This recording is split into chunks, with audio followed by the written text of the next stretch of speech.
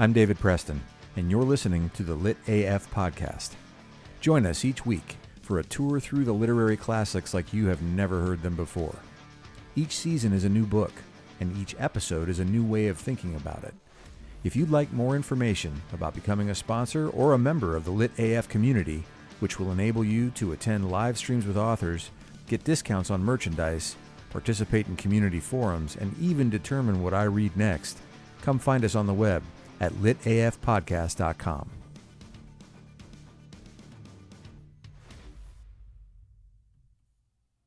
Hi, and welcome back to the Lit AF podcast.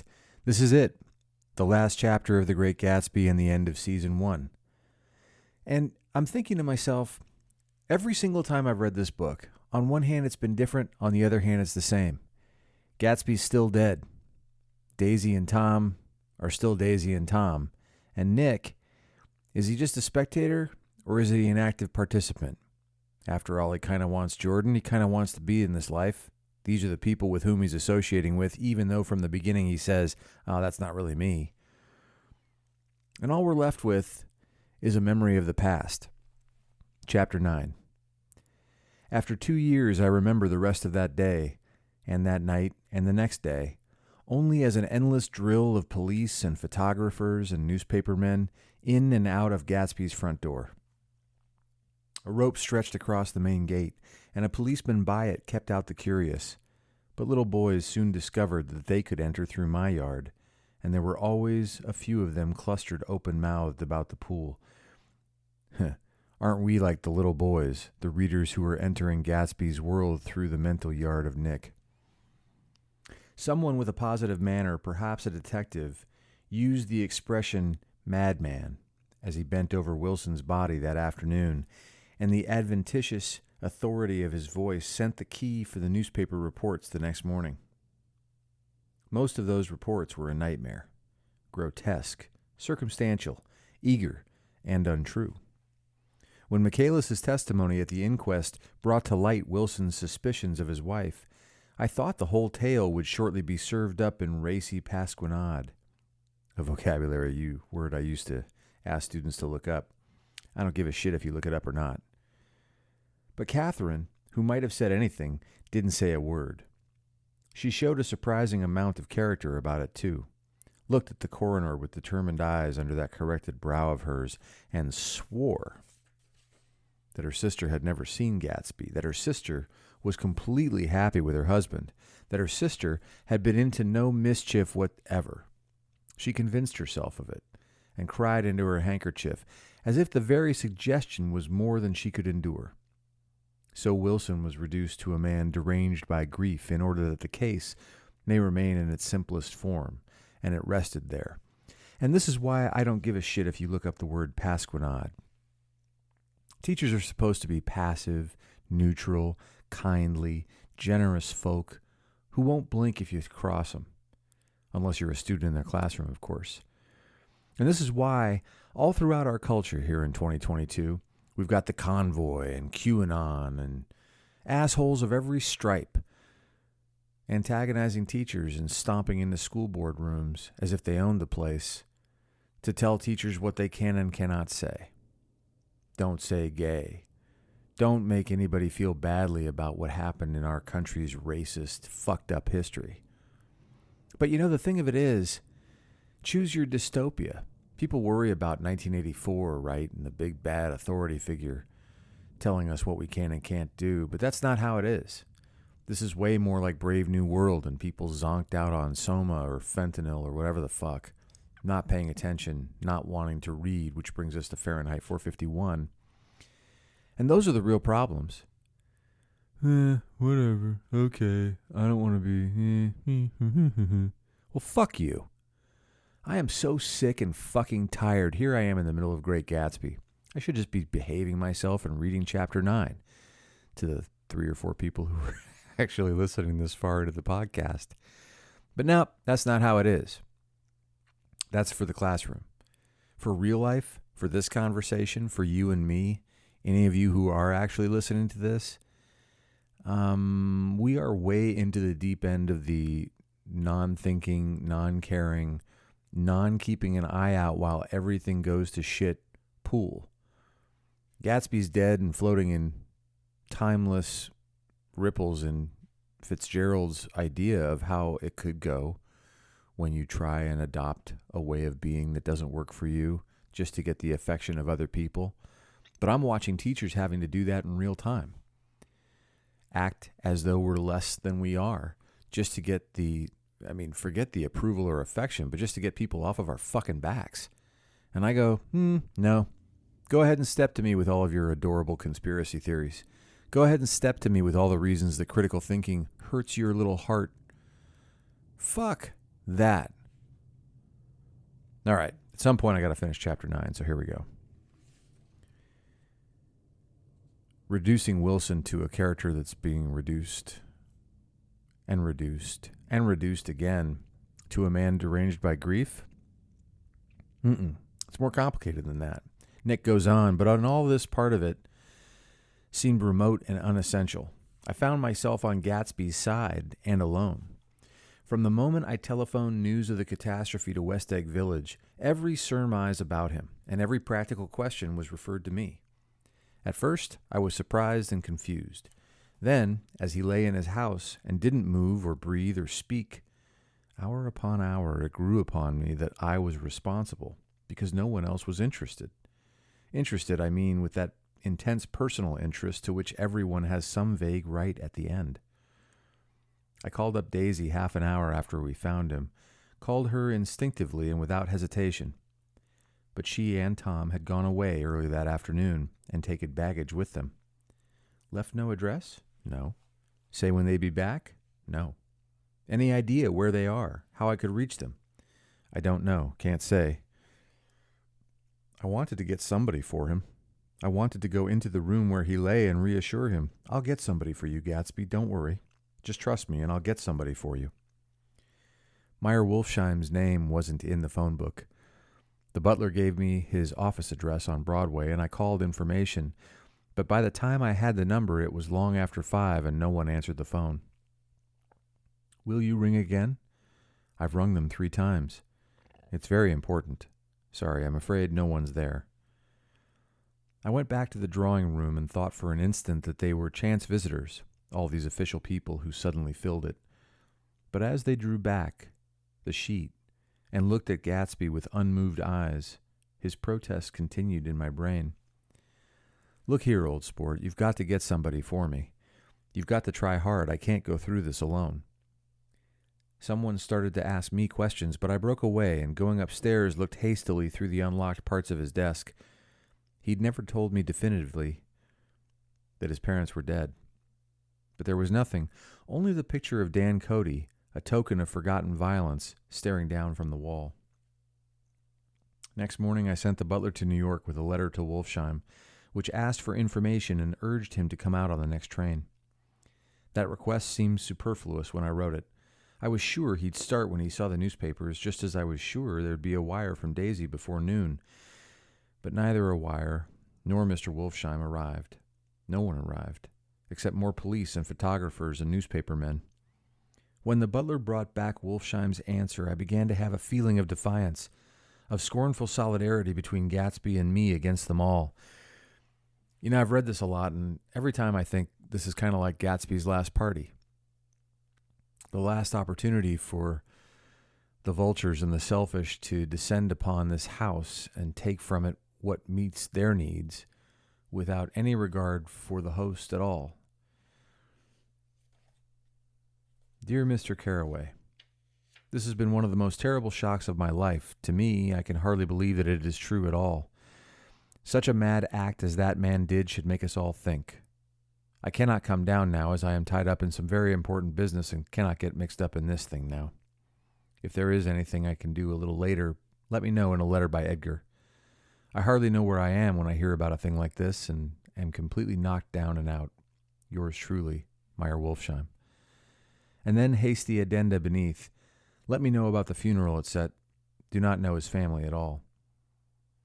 When the phone rang that afternoon and long distance said Chicago was calling, I thought this would be Daisy at last. But the connection came through as a man's voice, very thin and far away. This is Slagle speaking. Yes, the name was unfamiliar.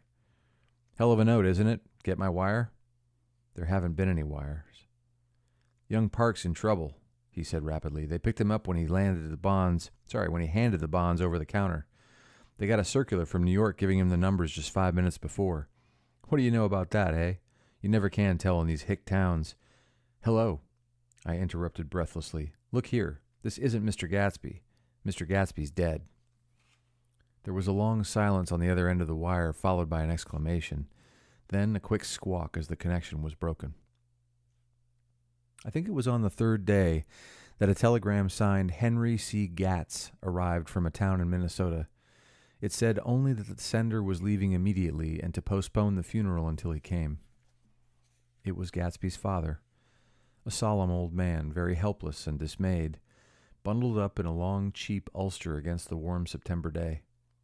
His eyes leaked continuously with excitement, and when I took the bag and umbrella from his hands, he began to pull so incessantly at his sparse gray beard that I had difficulty in getting off his coat. He was on the point of collapse, so I took him into the music room and made him sit down while I sent for something to eat. But he wouldn't eat, and the glass of milk spilled from his trembling hand. I saw it in the Chicago newspaper, he said. It was all in the Chicago newspaper. I started right away. I didn't know how to reach you. His eyes, seeing nothing, moved ceaselessly about the room. It was a madman, he said. He must have been mad. Wouldn't you like some coffee? I urged him. I don't want anything. I'm all right now, Mr. Carraway. Well, I'm all right now. Where have they got Jimmy? I took him into the drawing room where his son lay and left him there. Some little boys had come on the steps and were looking into the hall. When I told them who had arrived, they went reluctantly away. After a little while, Mr. Gatz opened the door and came out, his mouth ajar, his face flushed slightly, his eyes leaking isolated and unpunctual tears. He had reached an age where death no longer has the quality of ghastly surprise, and when he looked around him now for the first time and saw the height and splendor of the hall and the great rooms opening out from it into other rooms, his grief began to be mixed with an awed pride. I helped him to a bedroom upstairs. While he took off his coat and vest, I told him that all arrangements had been deferred until he came. I didn't know what you'd want, Mr. Gatsby. Gatz is my name. Mr. Gatz. I thought you might want to take the body west. He shook his head. Jimmy always liked it better down east. He rose up to his position in the east. Were you a friend of my boy's, Mr. We were close friends.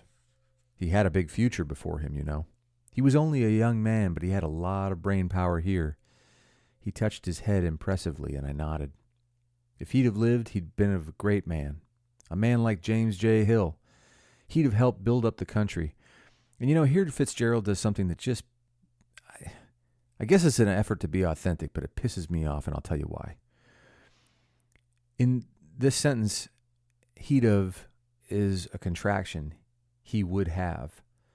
And instead of spelling it correctly like a contraction or just writing it out, Fitzgerald writes over and over, he'd, H-E apostrophe D, and then the word of, O-F. And it doesn't annoy me from the place like, you know, Fitzgerald, Twain, lots of authors wrote incorrectly on the page to give us the authentic sound like we would hear it in conversation. And I get that. My problem with this is that I've been reading papers from English language learners for the last, I don't know how many years, and they write this way all the time. And eventually you kind of go, who gives a fuck? At some point, the rules either serve us or they don't. And if the rules of grammar don't serve us, then okay, then let's not make a contraction. But then that means go fuck yourself when it comes time for the SAT. Either this is okay or it's not. And I know I sound like an English teacher when I say this stuff, but it's not that I'm offended by it. It's just the inconsistency of all of it. English is already a twerp language because we don't follow most of the rules. You know, we got so many different languages that got together to make English that there is no one size fits all. I before E, but yeah, after C. This just makes it harder. And don't get me started on text speak. Text is an awesome language. It's an efficient language. It's a cost-effective language. It's rad. Rad is an example of my childhood. But either do it or don't. That's true, I said uncomfortably. He fumbled at the embroidered coverlet, trying to take it from the bed, and lay down stiffly, was instantly asleep. That night, an obviously frightened person called up and demanded to know who I was before he would give his name. "This is Mr. Carraway," I said. "Oh," he sounded relieved. "This is Klipspringer." I was relieved too, for that seemed to promise another friend at Gatsby's grave. I didn't want it to be in the papers and draw a sightseeing crowd, so I'd been calling up a few people myself. They were hard to find. "The funeral's tomorrow," I said. 3:00 here at the house. I wish you'd tell anybody who'd be interested." "Oh, I will," he broke out hastily. "Of course, I'm not likely to see anybody, but if I do." His tone made me suspicious. "Of course, you'll be there yourself." "Well, I'll certainly try. What I called up about is—" "Wait a minute," I interrupted. "How about saying you'll come?" I like the, I just pointed out what I didn't like that Fitzgerald did, but this is good. In fact, there's a whole thing in Hamlet about what Hamlet means to do and how he connects his speech to his action. It's called a performative utterance. A lot of papers have been written about this. In fact, one paper was written by an author that I connected learners with 100 years ago in a literature class because a lot of people misunderstand Hamlet. And yes, I'm going to talk about Hamlet for a minute. A lot of people look at Hamlet. If you look at all the crap notes websites, they'll tell you he's got a moody teenager decision-making disorder. Well, that's crap. From the beginning of the play, Hamlet knows he's going to kill Claudius. He's going to absolutely butt-fuck his uncle because, well, his uncle screwed his mom, killed his dad, and it's kind of a family mess. But saying he's going to do it is the only thing that gets him closer to the most very difficult thing you can do. Kill your own family. So in this, why am I bringing all that up now? Because when Carraway says to Klipspringer, "At least say you'll come," it sets a sort of intention. You don't have to be Yoda to figure out that if you set an intention, you're more likely to fulfill it. And Klipspringer won't even go that far. "Well, the truth of the matter is that I'm staying with some people up here in Greenwich, and they rather expect me to be with them tomorrow. In fact, there's a sort of picnic or something. Of course, I'll do my very best to get away." What a bunch of bullshit. I ejaculated, interesting choice, an unrestrained, "Huh," and he must have heard me, for he went on nervously. "What I called up about was a pair of shoes I left there. I wonder if it'd be too much trouble to have the butler send them on. You see, they're my tennis shoes, and I'm sort of helpless without them. My address is care of B.F. I didn't hear the rest of his name because I hung up the receiver. After that, I felt a certain shame for Gatsby. One gentleman to whom I telephoned implied that he had got what he deserved. However, that was my fault, for he was one of those who used to sneer most bitterly at Gatsby on the courage of Gatsby's liquor, and I should have known better than to call him. The morning of the funeral, I went up to New York to see Meyer Wolfsheim. I couldn't seem to reach him any other way. The door that I pushed open on the advice of the elevator boy was marked the Swastika Holding Company, and at first there didn't seem to be anyone inside.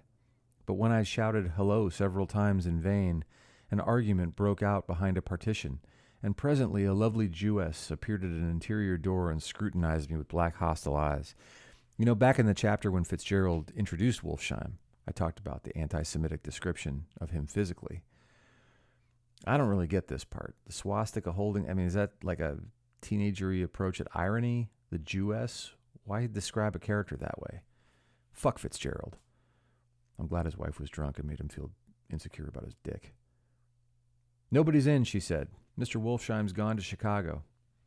The first part of this was obviously untrue, for someone had begun to whistle the rosary. Again, the rosary. What's with all the religious stuff? Anyway, tunelessly inside. "Please say that Mr. Carraway wants to see him." "I can't get him back from Chicago, can I?" At this moment, a voice unmistakably Wolfsheim's called, "Stella," from the other side of the door. "Leave your name at the desk," she said quickly. "I'll give it to him when he gets back. But I know he's there." She took a step toward me and began to slide her hands indignantly up and down her hips. "You young men think you can force your way in here any time," she scolded. "We're getting sick and tired of it. When I say he's in Chicago, he's in Chicago." I mentioned Gatsby. "Oh." She looked at me over again. "Will you just... What was your name?" She vanished. In a moment, Meyer Wolfsheim stood solemnly in the doorway, holding out both hands. He drew me into his office, remarking in a reverent voice that it was a sad time for all of us, and offered me a cigar. My memory goes back to when first I met him, he said. A young major just out of the army and covered over with medals he got in the war. He was so hard up he had to keep on wearing his uniform because he couldn't buy some regular clothes. First time I saw him was when he come into Weinbrenner's pool room at 43rd Street and asked for a job. He hadn't eaten anything for a couple of days. Come on, have some lunch with me, I said. He ate more than $4 worth of food in half an hour. Did you start him in business? I inquired. Start him? I made him. Oh. I raised him up out of nothing, right out of the gutter. I saw right away he was a fine-appearing, gentlemanly young man, and when he told me he was in Oxford, I knew I could use him good. I got him to join up in the American Legion, and he used to stand high there. Right off, he did some work for a client of mine up to Albany. We were so thick like that in everything. He held up 2 bulbous fingers. Always together. I wondered if this partnership had included the World Series transaction in 1919. Now he's dead, I said after a moment. You were his closest friend, so I know you'll want to come to his funeral this afternoon. I'd like to come. Well, come then. The hair in his nostrils quivered slightly, and as he shook his head, his eyes filled with tears. I can't do it. I can't get mixed up in it, he said. There's nothing to get mixed up in. It's all over now. When a man gets killed, I never like to get mixed up in it in any way. I keep out.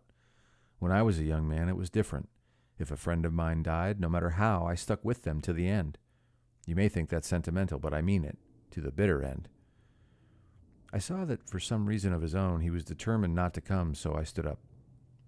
Are you a college man? He inquired suddenly. For a moment, I thought he was going to suggest a connection, but he only nodded and shook my hand. Let us learn to show our friendship for a man when he is alive and not after he is dead, he suggested. After that, my own rule is to let everything alone. When I left his office, the sky had turned dark, and I got back to West Egg in a drizzle. After changing my clothes, I went next door and found Mr. Gatz walking up and down excitedly in the hall.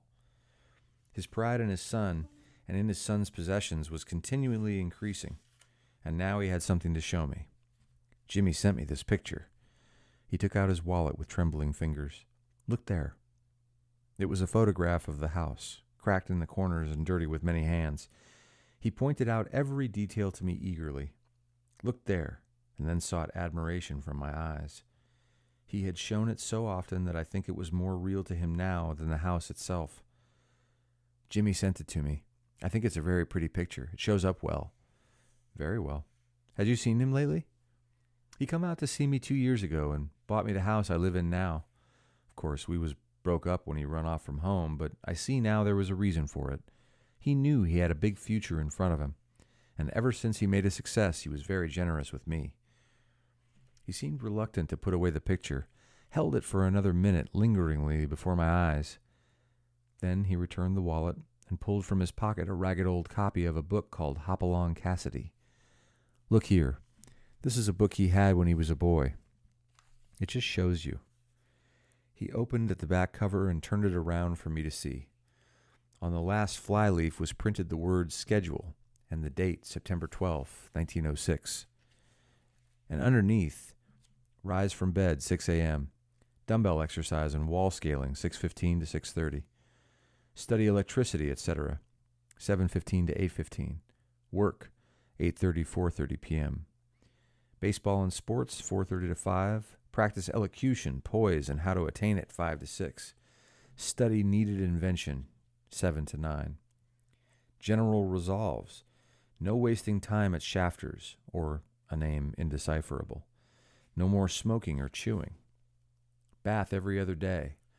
Read one improving book or magazine per week. Save $5 crossed out, $3 per week. Be better to parents. I come across this book by accident, said the old man. It just shows you, don't it? It just shows you. Jimmy was bound to get ahead. He always had some resolves like this or something. Do you notice what he's got about improving his mind? He was always great for that. He told me I ate like a hog once, and I beat him for it. He was reluctant to close the book, reading each item aloud and then looking eagerly at me. I think he rather expected me to copy down the list for my own use. A little before 3, the Lutheran minister arrived from Flushing, and I began to look involuntarily out the windows for other cars. So did Gatsby's father. And as the time passed and the servants came in and stood waiting in the hall, his eyes began to blink anxiously, and he spoke of the rain in a worried, uncertain way. The minister glanced several times at his watch, so I took him aside and asked him to wait for half an hour, but it wasn't any use. Nobody came. About 5 o'clock, our procession of 3 cars reached the cemetery and stopped in a thick drizzle beside the gate. First a motor hearse, horribly black and wet, then Mr. Gatz and the minister and I in the limousine, and a little later, 4 or 5 servants and the postman from West Egg in Gatsby's station wagon, all wet to the skin. As we started through the gate into the cemetery, I heard a car stop, and then the sound of someone splashing after us over the soggy ground. I looked around. It was the man with owl-eyed glasses whom I had found marveling over Gatsby's books in the library one night 3 months before. I'd never seen him since then. I don't know how he knew about the funeral or even his name. The rain poured down his thick glasses, and he took them off and wiped them to see the protecting canvas unrolled from Gatsby's grave. I tried to think about Gatsby then for a moment, but he was already too far away, and I could only remember without resentment that Daisy hadn't sent a message or a flower. Dimly I heard someone murmur, "Blessed are the dead that the rain falls on." And then the owl-eyed man said, "Amen to that," in a brave voice. We straggled down quickly through the rain to the cars. Owl Eyes spoke to me by the gate. "I couldn't get to the house," he remarked. Neither could anybody else. "Go on," he started.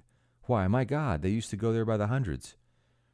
He took off his glasses and wiped them again outside and in. "The poor son of a bitch," he said. Poor is an interesting choice of words given Gatsby's approach to wealth and his ostentatious demonstration of it. One of my most vivid memories is of coming back west from prep school and later from college at Christmas time. Those who went farther than Chicago would gather in the old dim Union Station at 6 o'clock of a December evening with a few Chicago friends already caught up into their own holiday gaieties to bid them a hasty goodbye. I remember the fur coats of the girls returning from Miss This or That's, and the chatter of frozen breath and the hands waving overhead as we caught sight of old acquaintances and the matchings of invitations. "Are you going to the Ordways, the Herseys, the Schultzes?" And the long green tickets clasped tight in our gloved hands. Then last, the murky yellow cars of the Chicago, Milwaukee, and St. Paul Railroad, looking cheerful as Christmas itself on the tracks beside the gate. When we pulled out into the winter night, and the real snow, our snow, began to stretch out beside us and twinkle against the windows, and the dim lights of small Wisconsin stations moved by, a sharp, wild brace came suddenly into the air. We drew in deep breaths of it as we walked back from dinner through the cold vestibules, unutterably aware of our identity with this country for one strange hour before we melted indistinguishably into it again. That's my Middle West. Not the wheat or the prairies or the lost Swede towns, but the thrilling returning trains of my youth, and the street lamps and sleigh bells in the frosty dark and the shadow of holly wreaths thrown by lighted windows on the snow.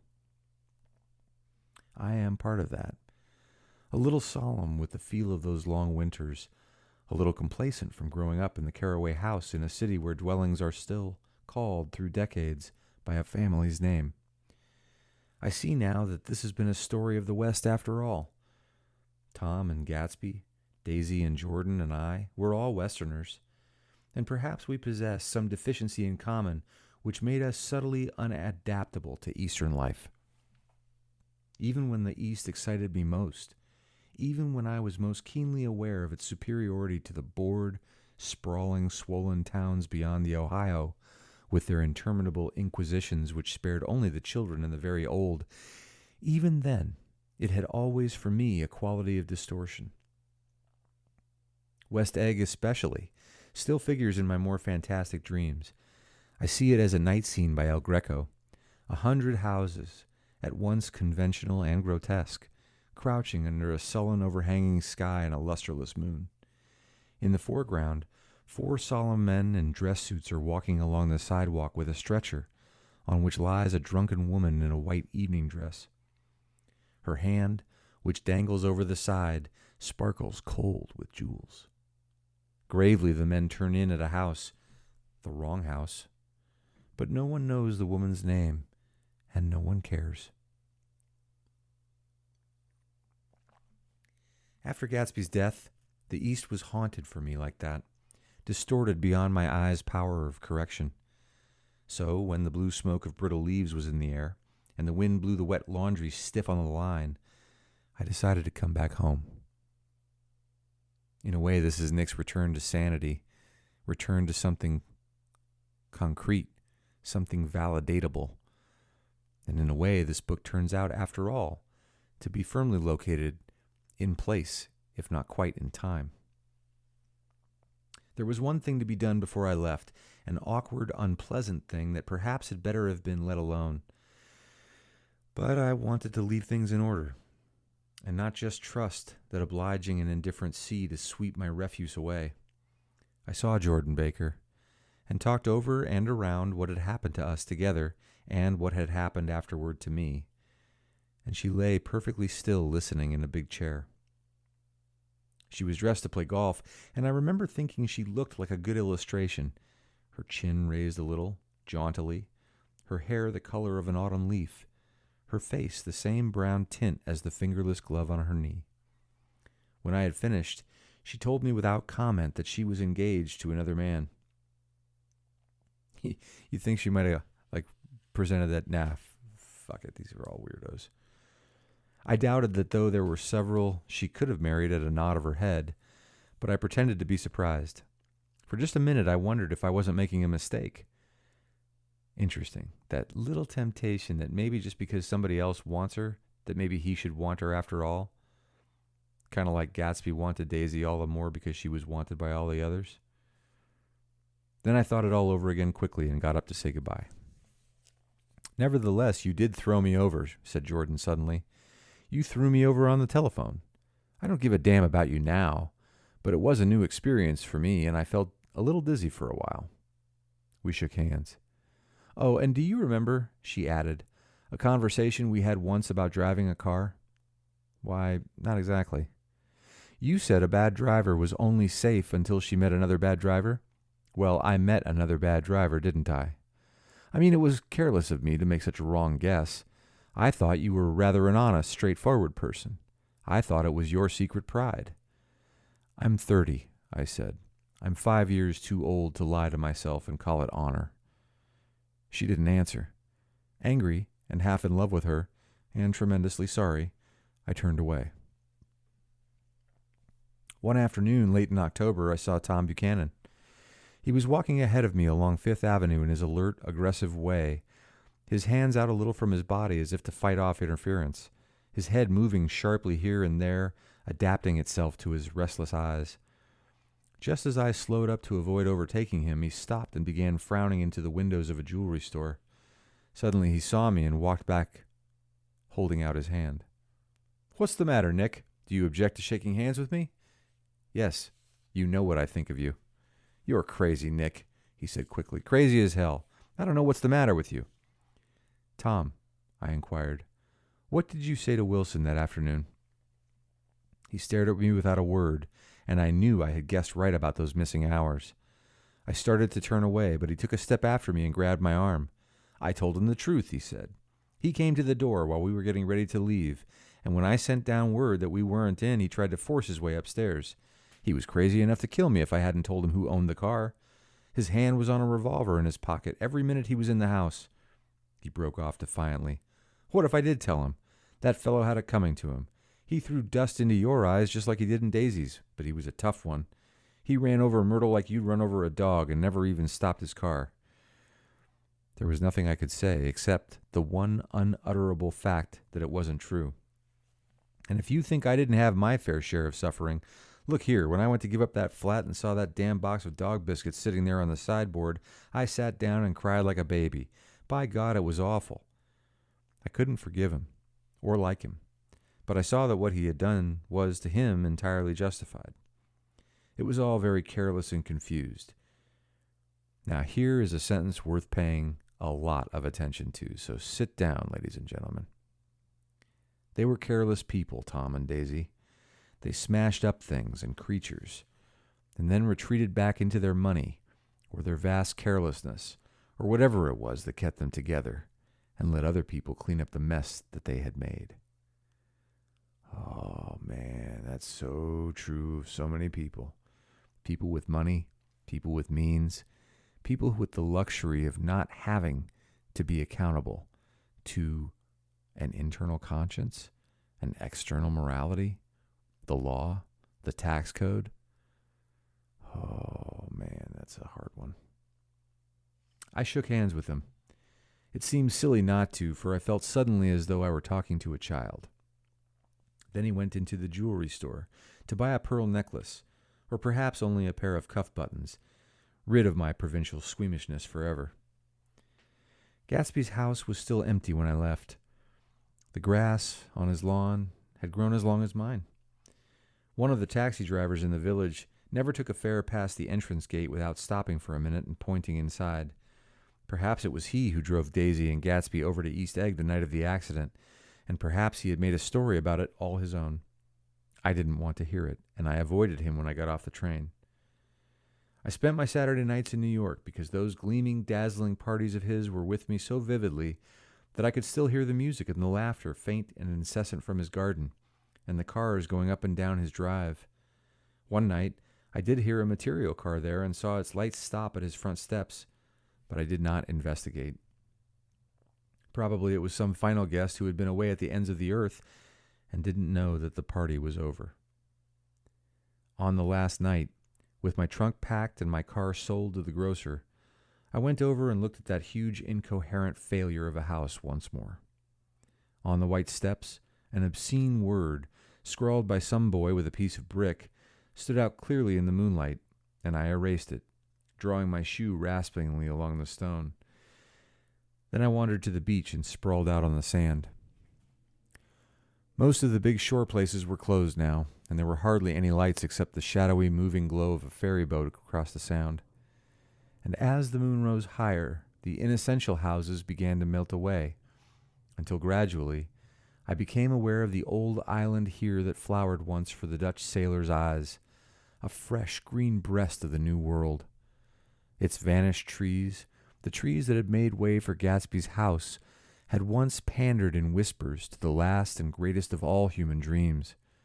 For a transitory, enchanted moment, man must have held his breath in the presence of this continent, compelled into an aesthetic contemplation he neither understood nor desired, face to face for the last time in history with something commensurate to his capacity for wonder. And as I sat there, brooding on the old unknown world, I thought of Gatsby's wonder when he first picked out the green light at the end of Daisy's dock. He had come a long way to this blue lawn, and his dream must have seemed so close that he could hardly fail to grasp it. He did not know that it was already behind him, somewhere back in that vast obscurity beyond the city, where the dark fields of the Republic rolled on under the night.